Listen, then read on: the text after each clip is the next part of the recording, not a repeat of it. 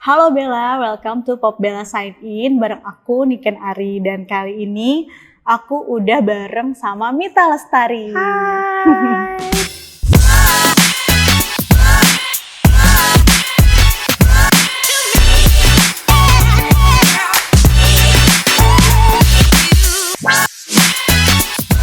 Gimana Mbak Mita? Apa? Kabarnya sehat? Alhamdulillah nggak sakit yang parah banget, tapi bisa mendengar ya dari suara lagi bindeng. Biasalah penyakit orang lagi puasa pasti batuk, pilek, dan radang. Karena cuaca lagi lumayan ini ya, fluktuatif. Panas, nanti hujan. Ya, gitu kan. panas, hujan, terus nyamuk. Hati ya, takutnya DBD, tipes.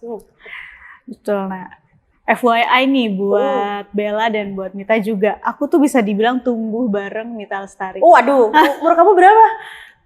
Adalah pokoknya Kalau tumbuh bareng, apakah kamu seumuran sama aku atau lebih muda dari aku ya? cuma seumuran, cuma beda 1 tahun, aku udah lihat tadi. Oh. Beda 1 tahun.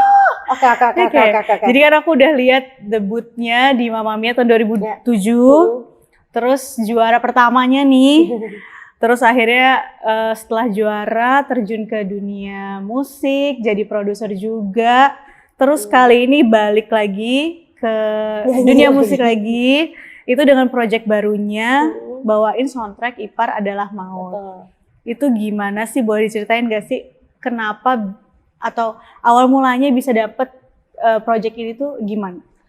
Sebenarnya awal mulanya aku malah dimintain tolong sama suami aku yang adalah A&R directornya salah satu label internasional di Jakarta. Dia minta aku buat nulisin lagu buat artisnya dua orang yang adalah penyanyi pop ballad. Karena dia ngefans banget sama alternate universe-nya Mbak Eliza yang adalah Ipar Adalah Maut. Jadi yang ngikutin tuh sebenarnya suami aku. Gitu. Nah pada saat itu, lupa aku tahu itu tahun berapa ya, 2022 deh kalau nggak salah. Pada saat itu udah ada woro-woro bahwa film ini cerita itu akan dibikin film. Dan since my husband is the biggest fan of that alternate universe, he told me to make a song for his 2 artists. Terus dalam hati tapi gue ngebatin kayak I really wanted to sing the soundtrack as well karena kayaknya ceritanya bagus gitu. Pada saat itu my husband told me the story. Terus kayak wah bagus banget ya ceritanya gitu. Dan alhamdulillah tahun 2023 without any thinking, gue juga nggak tahu ini filmnya waktu itu emang udah rampung dan tinggal mengerjakan soundtracknya. Gue tiba-tiba ditelepon sama A&R-nya MD Music, and he said, "Kak, lo mau nyanyi lagu soundtrack nggak?" Soundtrack apa nih? Film kak. Oke. Film apa? Filmnya Mas Hanung. Oh ya, Mas Hanung yang ngerjain film. Iya kak. Sama MD. Iya. Wow. Oke. Drama. Wow. Oke. Gue udah kayak wow. Oke. Apa judulnya? Ipar Adalah Maut. Anjir, gue kayak ditampar kayak, woi, gue kayak, wah that's my dream banget dari 2022. Terus, gas, siapa yang nulis lagunya? Melly Guslow, gas! Gue langsung gitu, lo gak denger lagunya dulu kak? Nggak usah. Itu udah triple combo tuh MD Pictures, Hanung Bramantyo sama Melly Guslow tuh udah menurut gue udah triple combo yang pasti akan ngasilin satu production yang sangat luar biasa gitu. Dan untuk jadi bagian dari production ini tuh adalah rezeki yang mungkin gak semua orang bisa dapetin gitu kan. Terus yang kedua, gue langsung nelfon suami gue bilang, kenapa Pak? Tau gak apa? Aku yang nyanyi Ipar Adalah Maut. Wah! Dia langsung kita kayak kaget banget. Tapi alhamdulillah it's such a honor for me. Of course it's an honor yang kayak very big honor for me karena bisa ada di tengah-tengah project ini ya, karena salah satu wishlist gue adalah literally triple combo itu, MD Pictures, Hanung Bramantyo, dan Melly Guslow. Dan alhamdulillah gue dapet semua. Iya sih. Semuanya, nggak cuma minta Melly doang atau Mas Hanung doang atau MD doang, karena gue beberapa kali juga udah pernah mengisi soundtracknya MD begitu. Tapi ini benar-benar triple combo banget sih. Langsung checklist semua wishlistnya ya. Nah, terus akhirnya kan dapet nih project ini, baca dong liriknya. Terus pas dapet liriknya, ngelihat liriknya secara utuh tuh gimana sih first impression kamu? First impressionnya nggak paham. Nggak paham dulu karena ini kata-katanya tuh sangat amat spesifik. aku tuh bingung ini dari sudut pandang siapa gitu. Ternyata pas aku ngobrol sama Teh Meli, pas aku baca bukunya, terus pas aku nonton AU-nya lagi gitu di TikTok ya, baru gue ngerti bahwa ini adalah sudut pandangnya Nisa ke titik. Gue tidak bisa memberitahu karena ini akan sangat relatable sama filmnya gitu. Jadi kalian akan ngerti juga kenapa Tak Pantas ini liriknya seperti itu pada saat kalian nonton filmnya. Sebenarnya nonton trailernya juga udah kebayang sih, gitu. Iya sih. Jadi awalnya gue bingung, pada saat gue rekaman, gue akhirnya bisa ngobrol sama Teh Meli dan gue juga udah punya banyak imajinasi tentang kesakitan-kesakitannya Nisa dan kesakitan-kesakitan semua orang yang bermasalah sama ipar-iparnya, gitu. Jadi that does help. Dan makin kesini, makin trailernya keluar, makin music videonya keluar, gue makin paham kenapa liriknya mesti seperti itu dan kenapa Tak Pantas ini yang harus jadi soundtrack. Sebelum dapat project ini, kamu udah nonton VT-nya dulu apa enggak sih? Yang di TikTok itu? Yang nonton VT-nya tuh suami aku, karena dia emang fans banget sama Alternate Universe. Dia nggak cuman punyanya Mbak Eliza doang, jadi dia emang pecinta Alternate Universe. Tapi entah kenapa pada saat itu dia bener-bener sangat into banget sama Alternate Universe-nya Mbak Eliza yang which is Ipar Adalah Maut. Gitu, jadi dia bahkan sampai tiap hari gue inget banget dia ngebahas Ipar Adalah Maut. Jadi gue tau episode-episode itu dari dia. Gitu. Terus dia malah kayak yang nyiklanin ke semua adik-adik ipar gue, ke semua nyokap gue, ke semua teman-teman gue deh. Lu mesti lihat deh TikToknya Eliza nih yang Ipar Adalah Maut, gila men, seru banget gitu. Wah, suami gue lebih sinetron daripada gue gitu. Tapi pada saat waktu gue mau rekaman, peran suami gue sangat besar jadinya ya. Dia lebih mengerti gimana caranya bisa masuk ke dalam karakternya Nisa, karena dia nyeritain ya Nisa tuh begini, Rani tuh begitu, Aris tuh begini gitu. Jadi gue banyak banget tahu dari dia. Terus akhirnya pas sebelum gue rekaman, akhirnya gue nonton VT-nya. Akhirnya karena kan gue harus tahu ya ceritanya, terus gue baca juga bukunya kayak gitu. Semuanya ditonton kan banyak tuh berpart-part. Iya. Jadi gue cuma mengambil yang beberapa video di depan, di tengah sama di belakang. Sisanya gue tanya sama Bari. Terlalu panjang kali ya?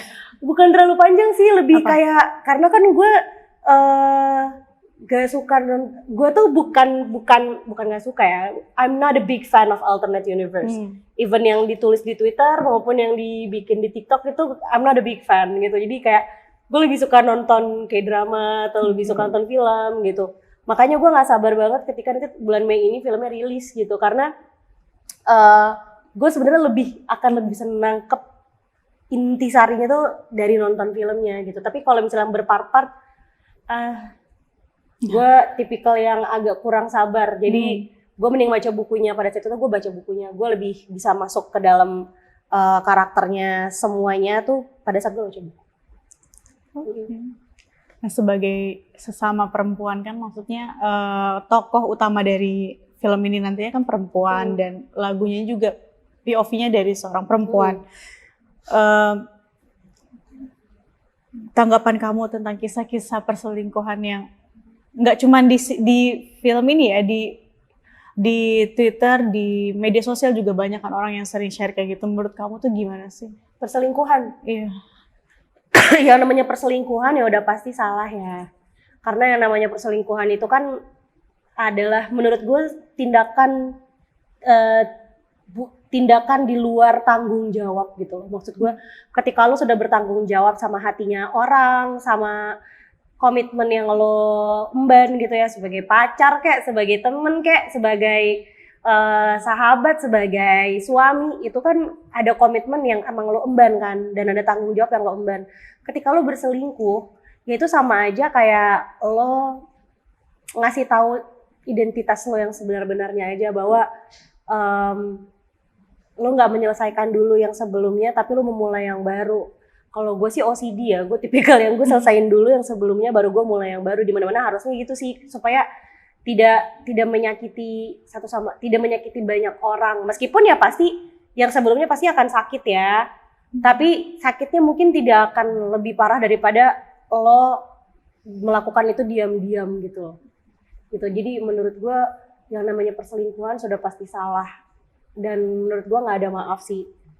Meskipun yang namanya pernikahan harus punya jutaan dan triliunan maaf, tapi dari awal gue udah bilang sama suami gue bahwa ada satu hal yang gue nggak akan pernah bisa maafin, dan mungkin gue nggak bakalan punya toleransi sebesar orang lain, yaitu di saat lo memutuskan buat berselingkuh. Itu tandanya lo nggak nganggep gue ada.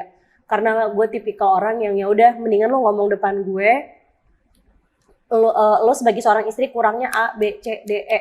Either lo mau berubah atau gue mencari seseorang yang bisa menuhin karakteristik itu. Itu menurut gue lebih gentleman daripada lo mencari kekurangan gue di orang lain secara diam-diam. Menurut gue itu enggak lah gitu. Bahkan kita aja yang perempuan nggak kayak gitu. Nah terus yang kedua, tanggapan gue tentang perselingkuhan lagi adalah kalau emang mau berselingkuh lebih baik jangan memulai sesuatu gitu loh. Kalau misalnya lo udah memulai sesuatu, ya you gotta stick on it forever. Benerin. Hubungan lo tuh bukan gak ada challenge. Hubungan lo karena banyak challenge-nya, jadi lo mencari alleyway gitu loh. Perselingkuhan itu adalah alleyway lo karena lo pingin menghindar dari challenge hubungan lo gitu kan. Ya kan? Gitu. Jadi, kalau misalnya bilang, ya soalnya hubungan kita flat, tuh bohong, liar. No, lying kamu, gak bisa.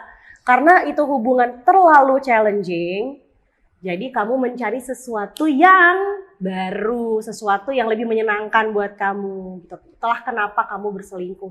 Jadi tidak bagus itu guys, tidak bagus. Oke. Nah, tips dari kamu nih supaya hubungan itu tuh aman atau minimal meminimalkan resiko selingkuh sekecil-kecilnya tuh dari kamu gimana tipsnya? Satu, ngobrol. Yang namanya, bener katanya kamu, bahwa yang namanya opportunity buat berselingkuh tuh pasti akan selalu ada. Meskipun di 0,0005% tuh pasti akan selalu ada. Entah dia selingkuh mata, selingkuh hati, selingkuh apalah, selingkuh sekarang ada banyak. Micro cheating ya? Iya, micro cheating adalah sekarang sebutannya. Nah, tips dari aku adalah apa-apa tuh diobrolin aja. Karena dari ngobrol itulah lo akan bisa mengerti point of view-nya suami lo atau point of view-nya istri lo. Apa yang dia mau, apa yang dia butuh. Ya otomatis kita juga gak bisa egois ya. Suami kita pasti kepengen punya istri yang seperti A, B, C, D, E, F, G. Kita pun sebagai seorang istri pengen punya suami yang juga bisa afford A, B, C, D, E, F, G. Dan itu bisa dikasih tahu dan bisa diobrolin kok. Jadi nanti si suami atau si istrinya itu akan memilih poin-poin di mana oh gue cuma bisa ngelakuin ini, yang ini nggak bisa, this is not me. Nah suami lo juga akan gitu, aku cuma bisa afford A, B, C, D, E, yang ini aku nggak bisa, ini aku nggak bisa. Disitulah peran kalian sebagai orang dewasa yang sudah menikah untuk bisa sama-sama bertoleransi, karena lo tidak menciptakan suami lo, you are not creating your husband and you are not creating your wife. So lo cuma bisa memberitahu tentang keinginan lo pun you cannot change people as well. So kalau misalnya lo udah bisa bertoleransi sama itu semua, that will be easier, dan itu akan jauh lebih mengamankan hubungan lo dari segala macam ya, dari perselingkuhan, dari berantem, dari apapun deh, pokoknya permasalahan rumah tangga gitu. Oke tuh, Bella catet. Intinya ngobrol. Benar. Communication. Terakhir, apa sih harapan kamu soal film dan khususnya lagu yang kau bawakan ini ke depannya? My wishes buat filmnya. Buat filmnya semoga bisa jadi rambu-rambu buat kalian-kalian yang emang antara terlalu percaya atau terlalu cinta sama pasangan kalian. Ya. Atau terlalu percaya sama orang-orang terdekat kalian. Karena sebenarnya cobaan yang paling tidak terduga itu adalah dari orang-orang yang paling dekat sama kamu dan yang kamu anggap paling mengerti kamu dan paling kamu mengerti. Jadi jangan pernah hilang, jangan pernah, do not lose, boleh bahasa Inggris gak sih? Boleh. Do not lose affection to everything in your surroundings. Pokoknya jangan sampai kamu kehilangan si warning itu. Harus selalu punya warning sama segala hal. Okay, that's number 1. Number 2, semoga lagu Tak Pantas ini bisa sangat nikah dan sangat kawin banget sama musiknya, sama movie-nya. Supaya Tak Pantas ini memang diciptakan custom made buat filmnya. Dan ini benar-benar bakalan membuat filmnya tuh jadi jauh lebih berarti dan jadi jauh lebih punya makna. Dan semoga Tak Pantas juga bisa jadi another ride for my career ke depannya. Dan semoga Tak Pantas juga bisa ada di hatinya kalian semua seperti lagu-lagu aku yang lain. Dan semoga si film Ipar Adalah Maut juga bisa 30 juta penonton kali ya. Amin. Amin. Amin, karena soalnya kan kita 200 juta orang Indonesia ya. Iya benar. Berapa persennya perempuan? 80%. Berarti 200 juta dikurangin 80% ya sekitar 160-an lah ya. 160 juta apa penontonnya harus. Mudah-mudahan lah ya, mudah-mudahan film dan lagunya bisa relate sama situasinya kalian dan bisa menjadi warning, bisa menjadi rambu-rambu di hidup kalian. Itu aja. Oke, terima kasih Mita untuk waktunya udah mampir ke you, Popbella. Niken. Terima kasih juga. Aku mau terima kasih juga buat Dekor Rumah yang udah nyediain properti untuk studio Popbella kali ini. Niken sign out and see you in the next video. Bye.